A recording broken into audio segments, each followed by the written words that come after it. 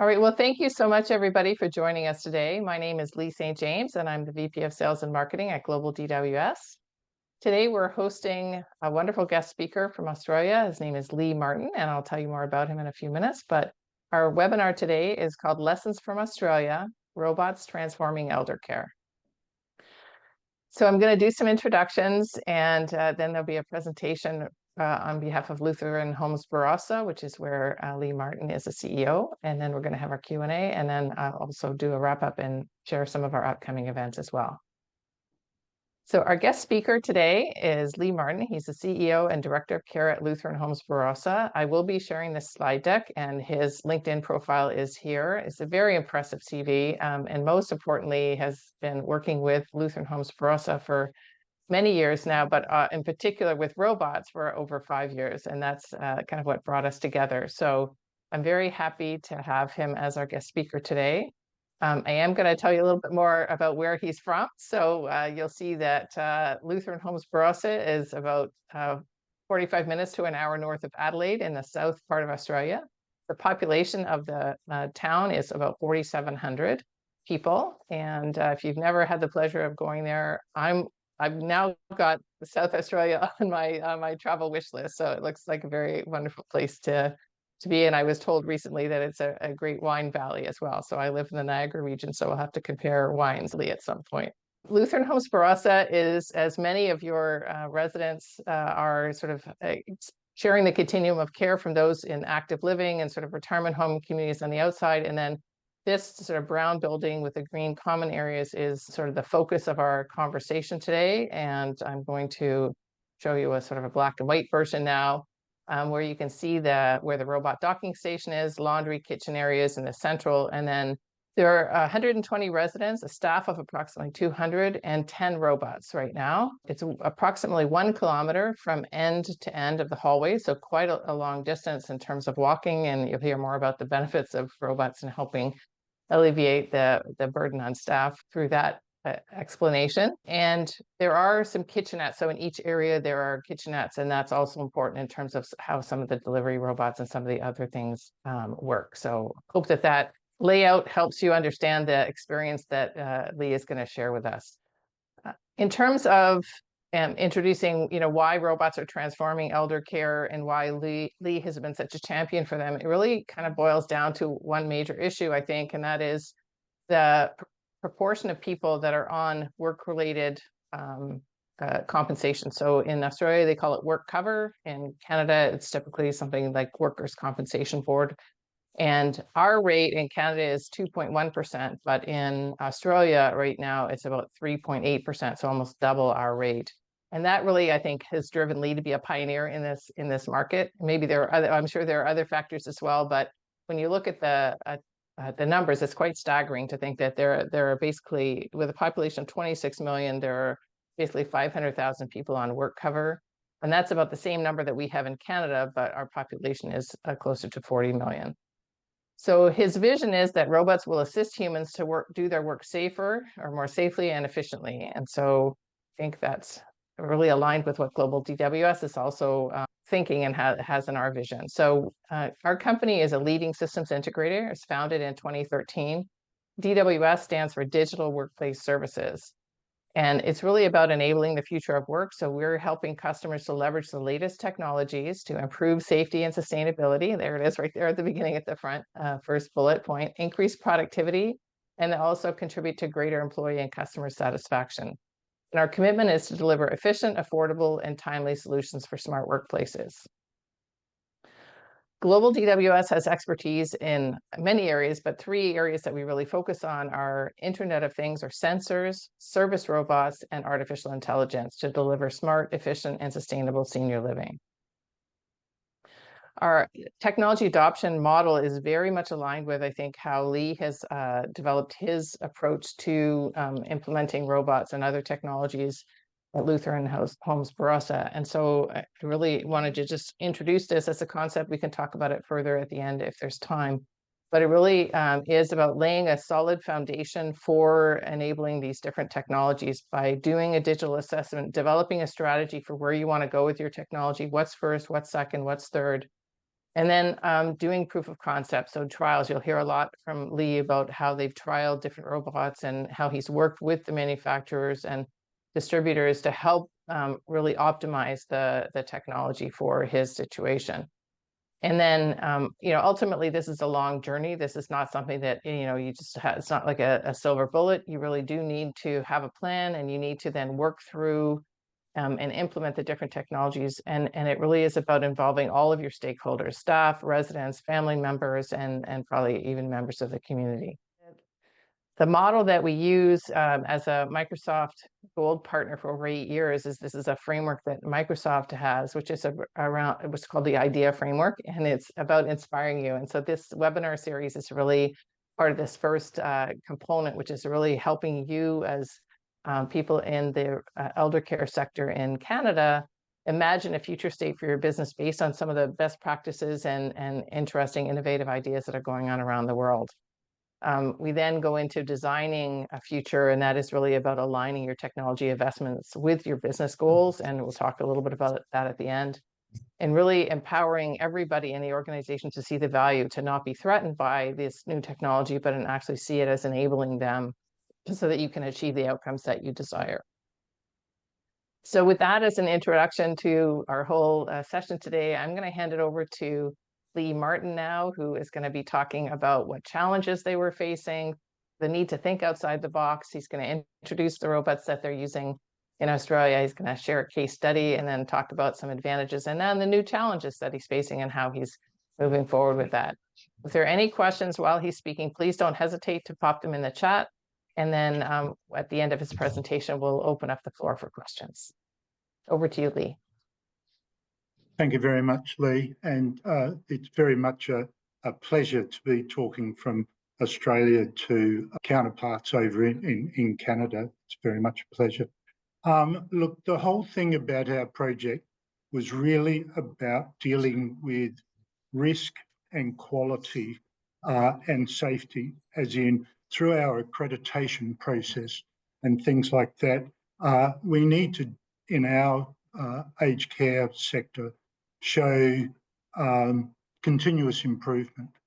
And so the big factor that I picked on was the safety of my staff. Now, as you can see by this slide, I mentioned 25% turnover of staff. Well, that's 25% turnover in my facility.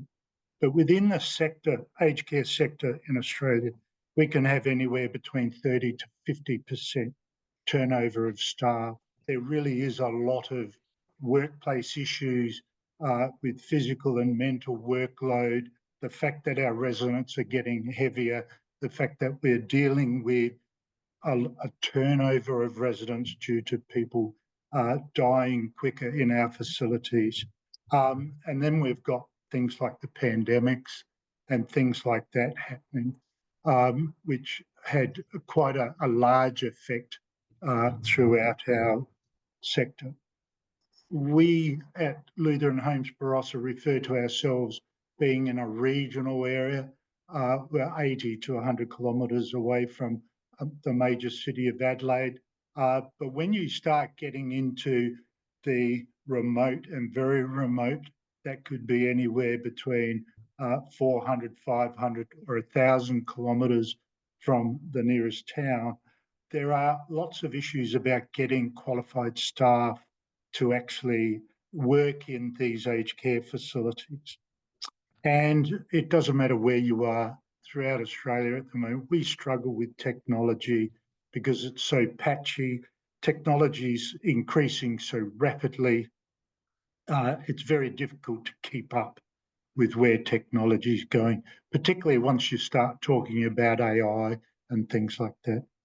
And again, our biggest issue is that our federal government is enforcing more and more compliance type reporting. So there's a greater administrative burden in producing reports in a timely and fashionable way. In running our facility, I have 30 different pieces of software to run our business, and not one piece of software actually talks to the other, which is very difficult when you're trying to come up with reports. So why did we go to robots? You can see the picture of the robot there. For those who may be a similar age to me, you may actually remember the Jetsons cartoon series. Our robots look like Rosie the robot out of the Jetsons. And so what we discovered is when we brought one of these robots in, is that when we measured how far our staff were pushing delivery trolleys, they were pushing trolleys for nearly 9,000 kilometres a year. And when you start looking at the numbers of how many transports that is, it was around the 32,500 trolley transport. When we started using our robots, we were saving up to 3 to 4 hours a day. And the other good thing is by using robots and for what we did around the facility by putting in automatic doors and things like that, we actually reduced our finger touch points around the facility by 250,000, which then that adds to a reduction of infection control issues. Before we had the automatic doors, we had swinging doors, and trolleys were banged into walls and doors, and the maintenance cost, I'd put approximately 5,000 a year, but at times it may well be more than that. Again, when pushing some of the large dirty linen trolleys or mill trolleys and so forth, there's always a lot of noise and smell coming from various trolleys. And as it shows there, it's really the staff's shoulders, backs, elbows and wrists that we are concerned about. And in our own facility, we have seen those numbers, and we're with pleasure, we can report that we've certainly reduced those injuries of our staff. So on an approximate amount, we save about 150,000 Australian dollars that can be invested by the robots doing the work instead of the staff. So we don't put staff off, we just reinvest our savings into the clinical and services rosters. So staff can actually be more positive and do more in their role that they've been employed to do. So here's some of our robots. The three robots there, the two outside robots are what I refer to as truck robots. So we've got Axel and Robbie, and Speckle is a UV light, which travels up and down corridors, emitting a UV light, destroying viruses and so on, and can in actual fact control COVID and gastroenteritis. So quite a great thing. The truck robots can lift and carry any sort of trolley so long as it's got the connecting mechanism to the robots, and they can carry up to in excess of 100 kilograms each. At the moment, our two truck robots are doing in excess of 60 robotic trips a day, and so they really are at the moment probably gaining at about a 90 plus efficiency rate. So that means when they're tasked to do a task, they wake up, go and do the task and go back again. And so that's actually quite an improvement to what we had previously. I would have been lucky to have 60% efficiency when we first deployed the robots, but things have improved quite a bit. The little robot with the two eyes and the face looking at us, that's a Temi robot. Temi's in development. Temi is my concierge. Temi sits in our reception area and welcomes visitors and staff as they walk through the front door. During times of heightened issues with COVID or the flu, Temi will remind people to do the COVID tests or temperature tests and so on. But then Temi has a certain number of buttons that you can push a button and Temi will take you to the hairdresser or the physio department or to the chapel, etc. Children love coming in and seeing Tammy because they push a button and Tammy plays some nice music heading off down the corridor, tells them when they've got to the hairdresser and tells them a little bit about the hairdresser, and then plays some ABBA music heading back to her charging station. So Tammy's being developed. So concierge is stage one. Stage two will be doing a full tour around our facility without needing human intervention. And stage three will be teleconferencing between clinical staff, residents, and specialists or GP. And stage four will be if a resident's in isolation for whatever reason, there will be teleconversation between the resident and their family. The little bright coloured robot, that's Abby. Abby's our newest robot. Abby's been developed by a very young robotic engineer in Melbourne, in Australia. Abby can talk 90 different languages, can use facial recognition, can have a conversation with a person today and continue that conversation tomorrow. Abby can sing and dance, blow bubbles out of that fancy arm that she's got there. Abby is now mobile, so she can, in actual fact, go from point A to point B. It is very interesting to see the reactions we get with Abby and our residents. They love the fact that Abby recognises them and once introduced will remember that resident's name and continue to refer to the resident by name. And it's just amazing to see how Abby sort of continues the conversation by asking the right questions. Abby is very midstream. She is not extreme left or right. And the nice thing is that the developers have in actual fact given Abby a Christian ethos. And so if anybody wanted to ask Abby a question about the Bible, she can answer that. But she can also say a very nice, appropriate grace before a meal, which is all very nice. When we start looking at, so what do we have in the way of advantages? And it's all about time, and it's all about what we can do more efficiently with the time of staff. Staff come to work because they enjoy time with their residents, but they're forever tasked to do things that in reality machines can do. And that's what it's all about. It's about getting the appropriate robots or machines to do what staff don't need to do. Of course, with the Abby robot, and we also have Paro the seal, there are those social benefits to our residents.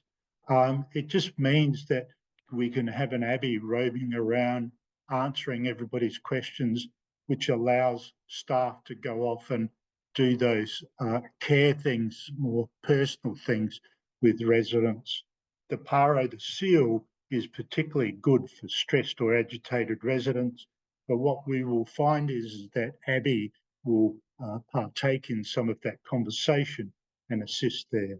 As I mentioned before, teleconferences is becoming a big thing in Australia because we don't have enough doctors, we don't have enough nurses. People are becoming more and more isolated, and so teleconferencing will be the big thing. So for staff, it's all about preventing workplace injuries. It's about trying to reduce stress in staff in trying to do 110 things during the day. They really just want to look after the resident. They don't want to do paperwork. They don't want to be pushing trolleys or mopping floors. It's all about how we can better their job satisfaction so they actually stay with us rather than maybe moving on to the acute sector or somewhere else. The total thing is more quality time with the residents. That's what the residents want. They want to talk to real people, be handled by real people. So I don't see robots being sort of in the resident's room at this stage. Some research that I did actually indicated that robots can do 25% of what humans can do. I've yet to actually go through a process and actually prove that. So I'm certainly looking at how we might be able to prove that. All robots need to be scheduled. Robots are task-orientated. They won't just automatically think that I need to go and do A, B, and C. It's the fact that they are task-orientated, a schedule's made up for when they are to wake up, do a task, and go back and stay on the charger. During the day, the kitchen staff or laundry staff can push a button in various areas and wake up a robot, and it'll go off and do a task. And they are currently very efficient. As I said, 60 plus robot tasks a day, and we're improving that as we improve our systems. As I previously mentioned, by the use of robots, there's no need to touch doorknobs, or our robots can even go up and down elevators and things like that. So we are reducing touch points, reducing our infection control situations. Yes, there's less damage to the facility because robots don't run into walls or anything.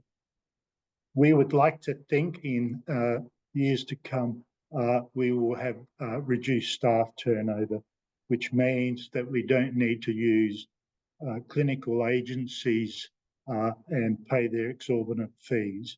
So at the moment, we're saving about 2.5 FTE, but as our cleaning robots are becoming more efficient, I could probably increase that almost up to 5 FTE, which in reality is probably going to save me in excess of $200,000 Australian a year.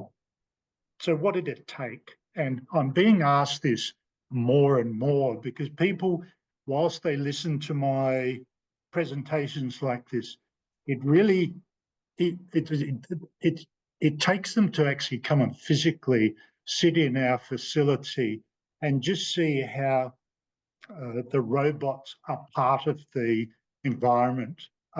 There's no big deal about the robots. The robots are just going about doing what they do. They're going up and down the same corridors as our residents and staff. There's no issues and no hassles. But the fact is that the only way we managed to get there was through my vision, my passion, and a lot of patience from the staff, and a lot of perseverance through the whole process. We had a lot of trials. There's discussions about whether you should buy or lease, and that's an individual sort of financial agreement. But it's all about risk, and it's about your appetite to take risk. My board of directors had a buy-in to my vision and passion very early in the project. The fact is that I keep them very updated with where we're going, and they just give me a little bit of encouragement. Because the thing is, things do go wrong, and they need to be managed. Systems need to be improved or updated. Now, most of the things that will go wrong will be technology. There are always some issues happening with technology. To give you an example, even today, I was informed that one of our robots is struggling to go down one of the corridors, and it's because it keeps falling in love with a Wi-Fi sensor, and it just won't let go of a Wi-Fi sensor, even though it might be 50 or 60 meters away, and there's a sensor directly above it. So we actually need systems to be able to get the robots to leave one sensor and move on to another. That's technology for it. It's all about your stakeholders and their engagement, and it's your staff, your residents, your family, your board, the sales people and the technology people. It's got to be a two-way communication.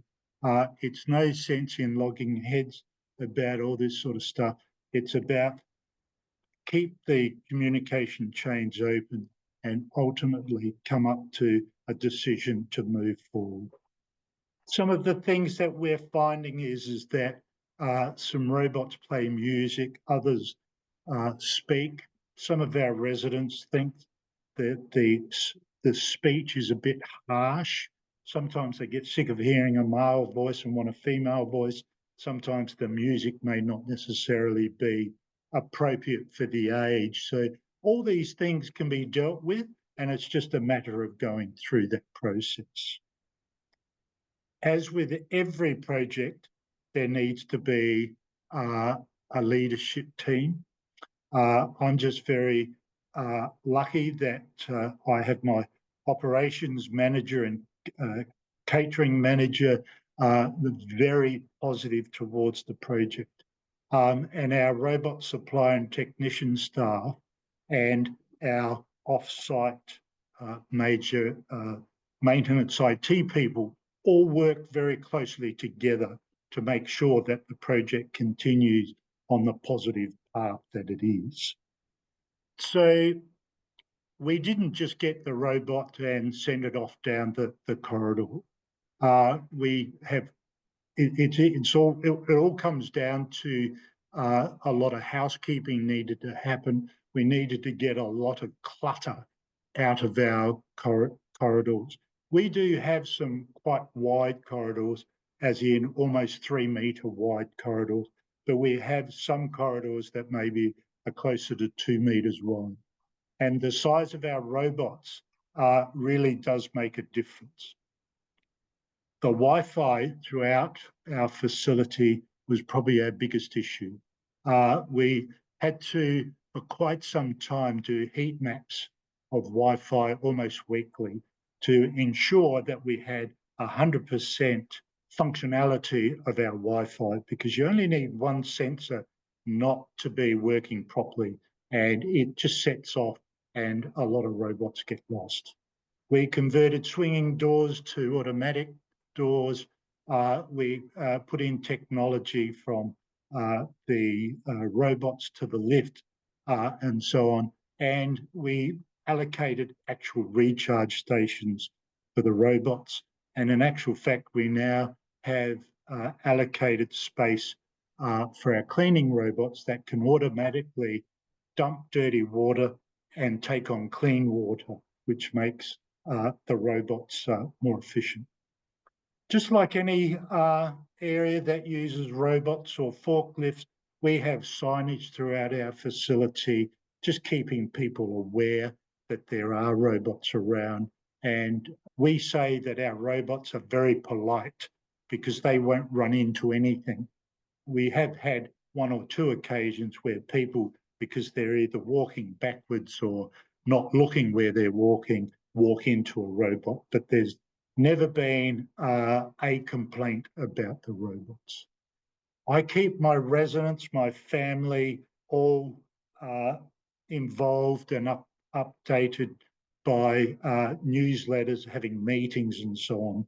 And so we like to celebrate our positives coming out of this project. So it really comes down to whether you lease or buy. It really comes down to working out the cost of a robot versus cash flow. I personally have I've bought 3 of the robots because I was given some funding by government to do that. But I've been leasing everything since. It really comes down to whom you're talking to. So to assist my disinfection robot, we've in actual fact now put in UVC smart lights in our staff rooms and nurses' station, doctors' rooms and so on to assist in reducing our infection control issues even further. And I've put here that we're currently putting in a new nurse call system that will have a number of sensors in rooms and so on.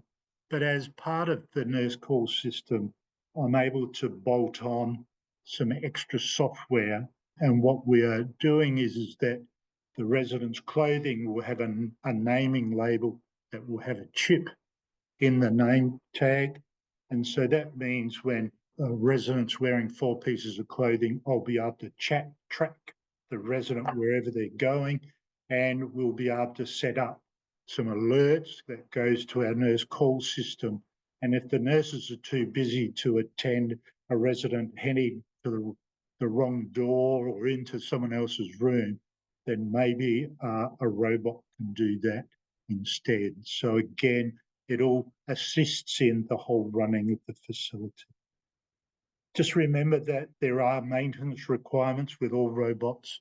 And so it really comes down to having your staff trained into that.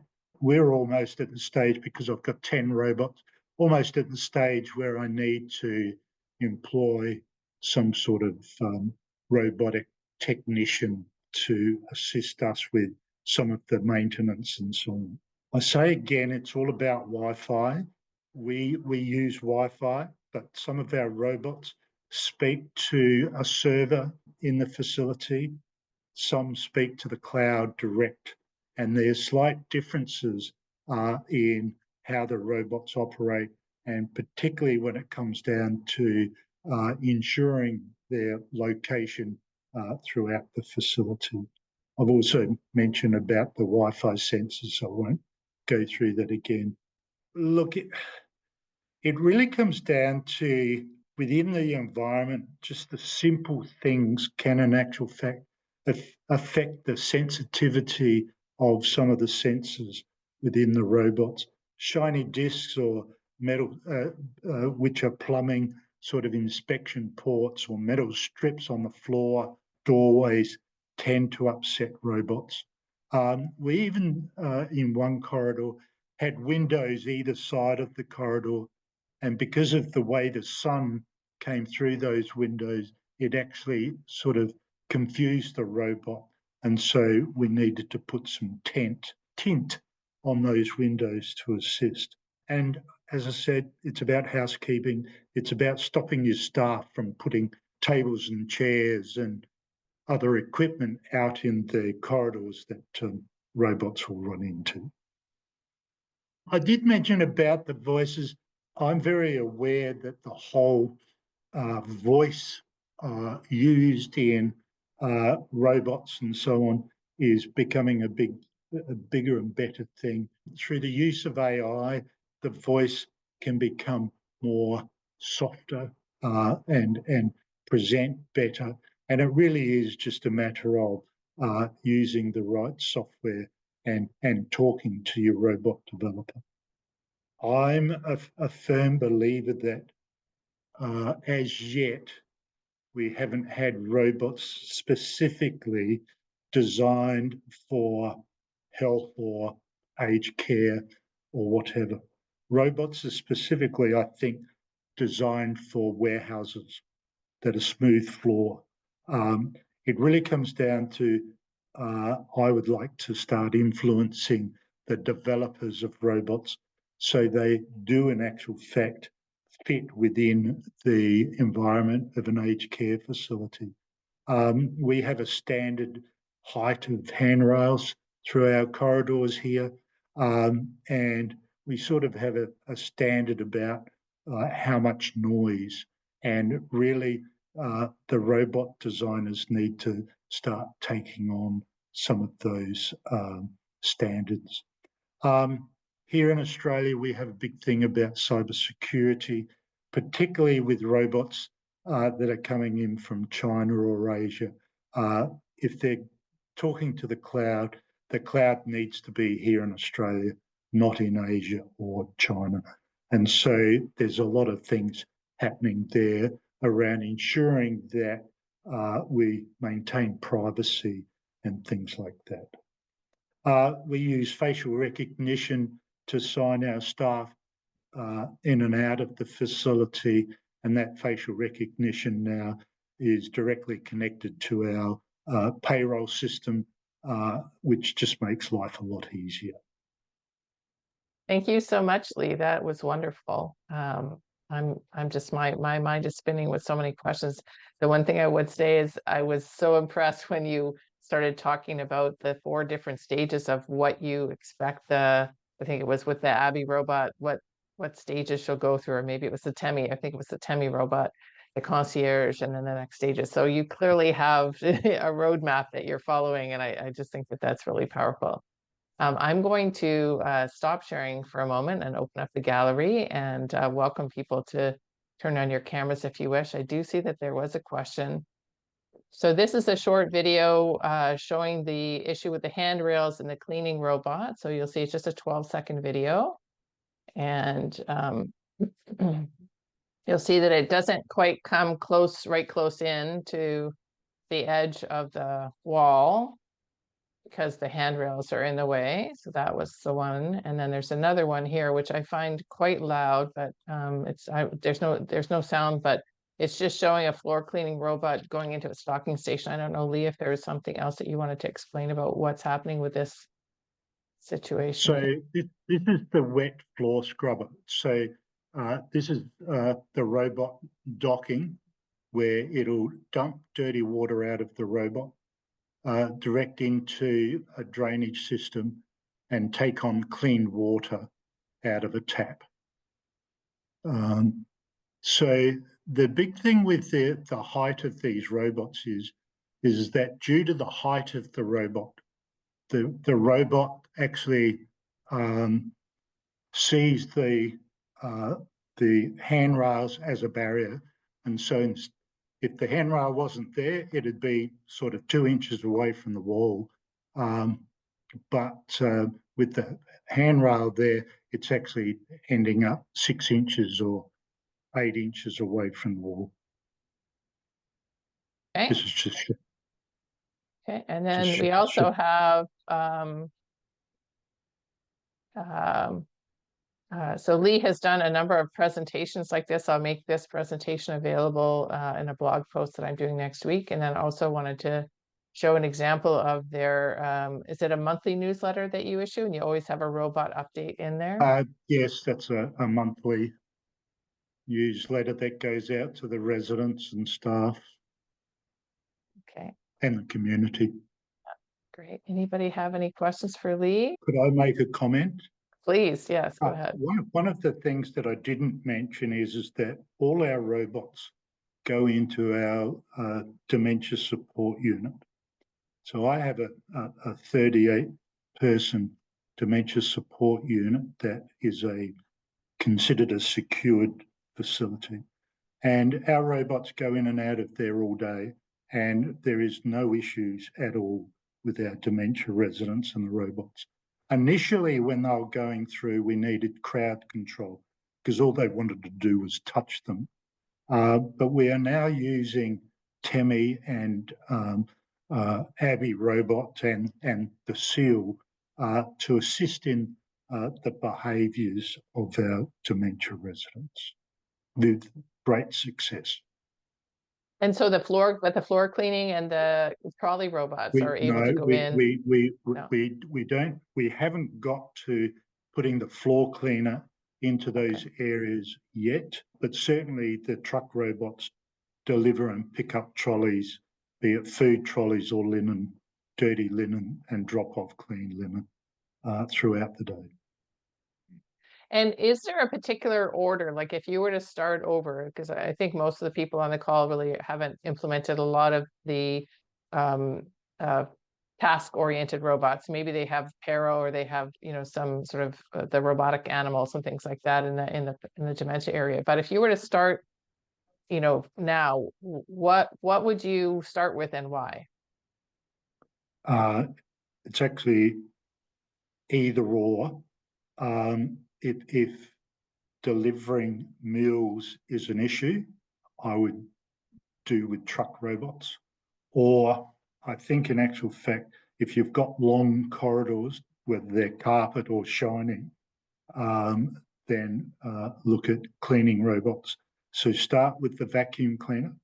And if you've got, because the vacuum cleaner can do shiny floors or carpet, whereas if you've got all vinyl, then look at the possibility of a wet scrubber, but that requires quite a bit of a trial to ensure that the wet scrubber doesn't leave puddles of water.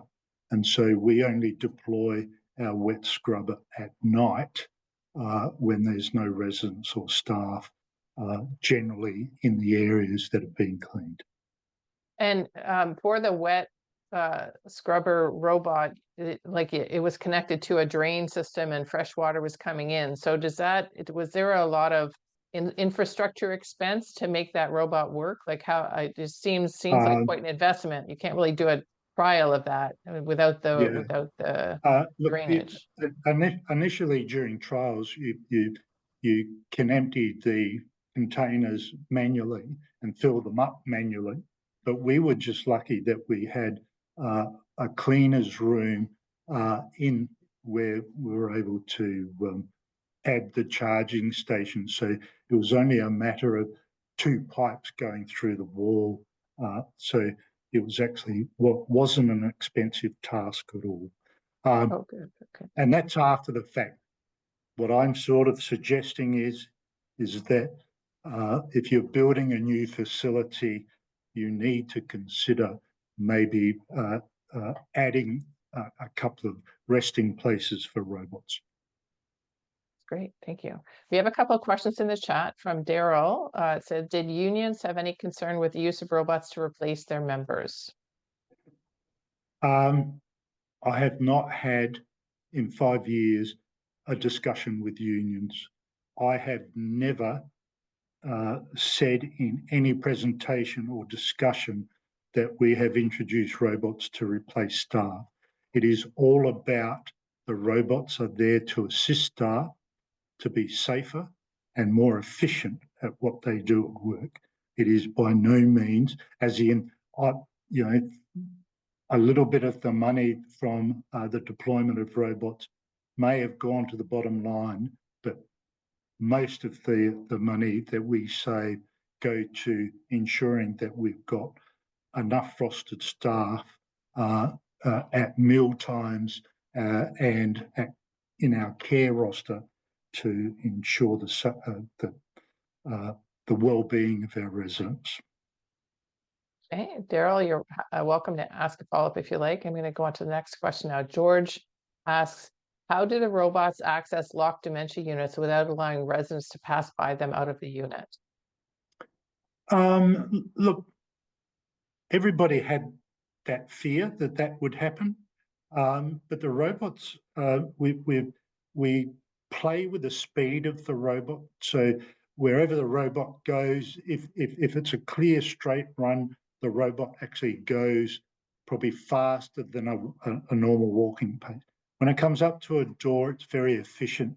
It stops just before the door opens, the robot gets through, the door closes. So we haven't yet had any of our dementia residents follow a robot out the door. So people thought we were going to have that issue, and I'm still waiting for a situation to happen, but it hasn't. Well, and presumably those wearable sensors will also help you with that as well, right? Yeah.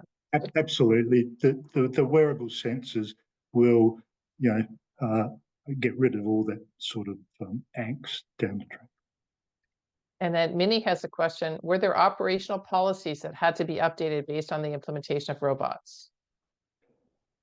We are still in the process of trying to develop appropriate policies. Probably the policies that have been changed are things around work health and safety. All our job descriptions ensure that staff are, when they're employed, they're certainly given orientation to the robots and things like that. All our resident policies involve robots as well. So we are moving through that process. I'm going to ask a follow-up question to that. So you mentioned that all the robots have to have scheduled tasks. And how do you do that? Like, does each robot have its own dashboard, or what do you do to schedule those tasks and make sure that the robots don't run into each other? Yeah.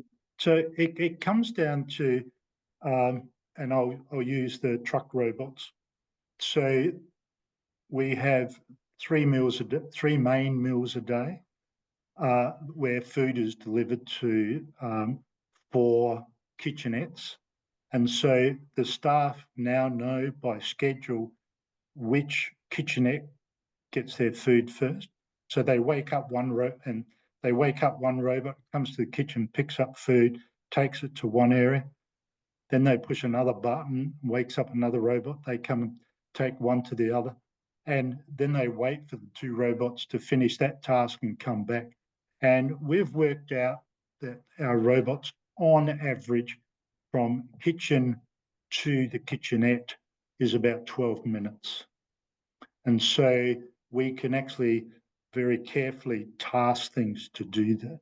With the cleaning robots, there's 2 cleaning robots, and we've got a specific number of corridors that need to be cleaned. At 4 o'clock, the robot automatically wakes up, goes off and does what it needs to do. It's cleaning up to 700 square meters of corridor in 1 hour and 11 minutes. And then it goes back to its dock and recharges. And so you mentioned that the wet robot you do at nighttime, and does the noise of the wet robot impact people sleeping? No, the vacuum cleaner robot, we've got mobile at night. The wet one, we're still in trial, and we're sort of about to trial using the wet robot by going past resident rooms, just to see how much noise the residents notice if they're in their rooms with their door closed. Okay, great. There's another question here in the chat that is from Daryl again. Are robots dedicated to certain areas or floors, or can they move freely around the facility? Are they able to go up and down elevators by themselves? So they can definitely go up and down elevators by themselves. And there's a special connection between a robot and the lift to do that. The answer is, are they allocated to specific areas? In our facility, no, they're not. That all the robots go in different directions at different times.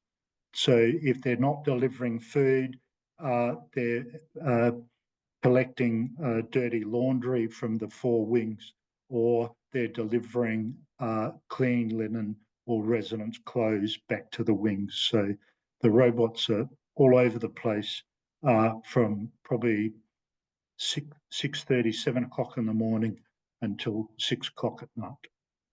Wonderful. Okay, great. Well, I'm going to go back and share my screen, and we're going to go through the last part of our presentation now. We have about 7 minutes left. So thank you very much for your questions, everybody, and please continue to use the chat if you have more questions. I just want to expand the conversation a little bit to talk about not just robots, but also artificial intelligence. So you mentioned at the beginning, Lee, that with all the different technologies that are out there now, and then the speed with which new technologies are coming online, it's a little overwhelming for people in terms of staff to keep up. However, the benefits of AI are really starting to be seen dramatically. So there's a case study that we have here that led to a 20% reduction in emergency room visits and a 15% improvement in resident satisfaction from the implementation of some of these, whether it's robotic process automation or other types of things that AI can do to support the industry or the group. So I'm going to talk through. I know these slides are a little bit dense. I just want to sort of give you again a little bit of inspiration in terms of some of the different types of technologies that are out there, and these are some of the things that we can help you assess and determine whether they align with your business goals and what an appropriate technology adoption roadmap might look like. And many of these you may already have done put in some environmental sensors, smart thermostats and things like that, people counters, occupancy sensors, and magnetic door security sensors. There are, a variety of different food sensors, temperature monitoring liquid and gas temperatures. And this one here is a water leak detector. And then GlobalDWS has actually also developed a mobile robot that includes 20 sensors in this ball. So there's a stationary version, and then there's also on the lower right here an example of our Verbrix robot, which stands for virtual bricks, and it's really about providing environmental data, but also information related to occupancy. So if you're planning a renovation or a rebuild or whatnot, you can, rent this robot or lease this robot for a short project, and then get the information that you need with 3D maps and things like that. We have a range of different types of robots. I'm just showing a sample here. So the delivery robots, this is one of our newer robots. We call it Tracy. There's greeter robots with either the large 23-inch screen, or this one here on the lower right it's got a 10-inch monitor or tablet on it. It also can project things from the tablet onto a blank wall. And GlobalDWS, actually, during the COVID outbreak, there was a government challenge out there for companies to develop a disinfection service robot locally, and GlobalDWS was one of 5 companies that was awarded a grant to do that, and the only company to finish on time and on budget. So we're very happy and proud to have our disinfection service robot. It looks a little different than the one that you showed, Lee, but again, similar concept in the idea that the UVC offers sort of disinfection properties, and then it also, this solution is a dual solution that also includes a spray off the back of the unit, and it can again be sent out autonomously, and then there's a portal that you can use to look at the analytics and do reporting on. So those are just some of the use cases that we have for robots. Delivery robots are kind of one of my favorites, and you'll see that there's this in the top left here is similar to the Omron robot that you had in yours, which is basically a platform that will carry more sort of heavy loads. But again, there are thousands and thousands of delivery form factors out there, and it really depends on the use case. So I'm happy to talk to anybody on the call in terms of what your priorities might be. GlobalDWS as a systems integrator is really not so much about selling you the hardware, but really trying to help orchestrate all the different technologies that you have in your operation. And that going back to this sort of model of helping you with the digital assessment, we offer professional services projects, and then do proof of concepts as well as actual full deployments of these technologies. Our recommendation in terms of foundation for success, very much aligned with the process that Lee described, is really, get your digital assessment underway, understand what your technology adoption plan might look like. The digital assessment, sorry, going back to it, I have heard this phrase a few times now about Wi-Fi heat maps. I hadn't heard that, at all like 2 weeks ago. And now, Lee, you're talking about that a few times in your presentation. I'm like, oh, that is so valuable. I did not realize that was an issue, but yeah, I'm sure that our technology people did, but that was not something that I was aware of. And then really, looking at what does it take to do a proof of concept, paid trials that will really help you save money in the long run, because you are, getting the experience and getting your staff and your residents comfortable with the concept of what's coming and how they can contribute to designing the solution at the end of the day. So at GlobalDWS, our digital assessment and technology adoption planning projects typically take you through 5 different steps. Again, I'm going to hand out this slide deck or send it to everybody who registered. So I'm not going to go through it in detail, but just really want to make sure that you understand it's a very structured process that we go through. It can be done in just 2 or 3 weeks. Can really help you in planning and making sure that you understand what the budget impact might be, and then what that roadmap should look like for the next 2 to 3 years. Here are some of the reference sheets, the technology framework that we use. And again, I'm happy to share this with you. And also, just sort of summarizing some of the areas where technology can really transform your operations. So, Lee, you're really touching on so many of these areas, from, greeting and, the new call bell system, your social engagement robot. And I love what you're talking about with Abby. The telepresence calls, things like that, but then also a number of the operations at back-end issues. We didn't really talk too much about what you're doing to alleviate the burden on your reporting, and using some, Microsoft Automate or Power BI or some of the different tools that are available if you're a Microsoft shop, but a number of different solutions that we can help you with. And my last slide is really to let you know that we have a very busy October coming up. We look forward to having you attend any of these upcoming events. I know Marie-José, when we got on the call to start with, was saying that she's going to be at the RQIA event next week, as will Rami and Yaya, our 2 co-founders. On October 8th, Rami and I will be conducting a webinar. So if you're a member of Advantage Ontario, we look forward to sharing some information with you about our technology adoption planning process for smarter connected senior living. And then Rami and I will be speaking with Debbie Riefert, the Chief Operating Officer at Trinity Village from Kitchener at This is Long-Term Care in Toronto later this month. So I think the last slide is more questions and then also my contact information. So with that, I'm going to check the chat and see if there's anybody else that had some last minute questions. But Lee and I will be here for a few more minutes. If you have questions, you're welcome to pop on your screen or just type something in the chat and we'll be here. So thank you so much for your time today.